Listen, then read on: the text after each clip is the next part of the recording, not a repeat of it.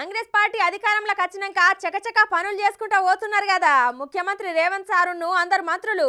ప్రజలకు ఏ కట్టం రాకుండా చేస్తామని అందరూ ప్రతిజ్ఞ చేసిరు కదా. ఇగో ఈ మంత్రి సార్ చూడుర్రి, జనాల మనసును గెలుచుకున్నాడు పోర్రి.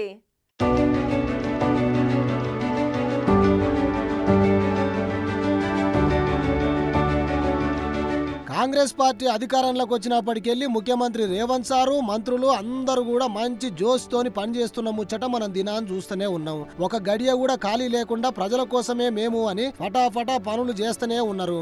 వేరే ప్రభుత్వాల లెక్క ఇచ్చిన హామీలు ఎగగొట్టకుండా ఖచ్చితంగా చేసి తీరాలి అని ఇప్పటికే 6 గ్యారెంటీలల్లా 2 గ్యారెంటీలు ఇచ్చి ఇంకా 4 కూడా ఈ 2 నెలల్లో ఇయ్యాలి అని డిసైడ్ అయ్యిర్రు రేవంత్ సారు మంత్రులు. ఇగో ఇప్పుడు నేను ఒక వీడియో చూపిస్తా చూడురి.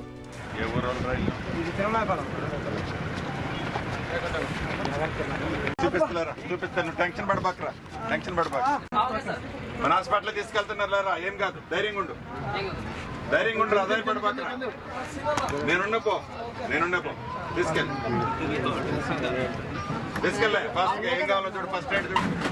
నేను వస్తా వాడికి, నేను వస్తా. చూసిరా ఎంత మంచి మనసు కదా మంత్రి పొంగులేటి సారది. ఇక ముచ్చటకొస్తే ఖమ్మం జిల్లా తిరుమలాయపాలెం మండలం చింతపల్లి రోడ్డు కాడ 2 ద్విచక్ర వాహనాలు ఢీకొని 2 దెబ్బలు తాకినాయి. తిరుమలాయపాలెం మండల పర్యటన ముగించుకొని వస్తున్న మంత్రి పొంగులేటి సారు వాళ్ళని చూసి కారు దిగి భయపడకుర్రి నేనున్నా దవాఖానకు కూడా వస్తా అని చెప్పి దెబ్బలు తాకిన వాళ్లకు ధైర్యం చెప్పి అంబులెన్స్ లో ఎక్కిచ్చిండు సారు.